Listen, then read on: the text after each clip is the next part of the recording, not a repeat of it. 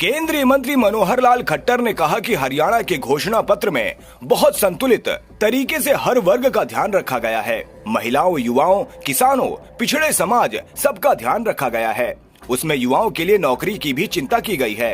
हमने सोच समझकर सारा बजट का हिसाब लगाकर घोषणाएं की हैं।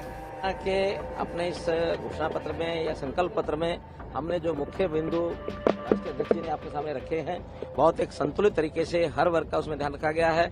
महिलाओं का ध्यान रखा है, युवाओं का ध्यान रखा है, किसानों का ध्यान रखा है, जो हमारा पिछड़ा समाज है, अनुसूचित जाति समाज है, इन सब का ध्यान रखा गया है। उसके अंदर युवाओं की नौकरियों की भी चिंता की गई है, उनकी स्किलिंग की भी चिंता की गई है, एक से एक बढ़ करके।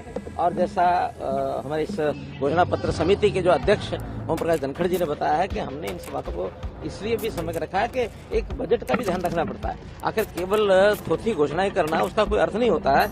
हम कौन सी चीज, आज भी बहुत से विषयों में हम देश में नंबर 1 पर हैं, आगे भी नंबर 1 पर रहेंगे, लेकिन इन सब चीजों को मेंटेन करने के लिए सबसे बड़ा विषय होता है अपना फाइनेंस, अपना रिसोर्सेज के बिना, क्योंकि कांग्रेस ने इतने पहले प्रदेशों में संदेश दिए, घोषणा पत्र किए, जो अपने रिसोर्स का ध्यान रखे बिना कर गए, और उसके बाद उनको बैक स्टेप करना पड़ा, उनको पीछे हटना पड़ा, चाहे वो हिमाचल में हटे, चाहे वो कर्नाटक में हटे, चाहे राजस्थान में और छत्तीसगढ़ में, चाहे उन्होंने जो घोषणाएं की थी उसको भी पूरा नहीं कर पाए, ना किसानों की घोषणाओं को ही कर पाए। हम वो चीज करते हैं जो हम कर सकते हैं। हरियाणा सहयोग से हमारी आर्थिक स्थिति आसपास के प्रदेशों से आज भी अच्छी है, आगे भी अच्छा रखना चाहते हैं।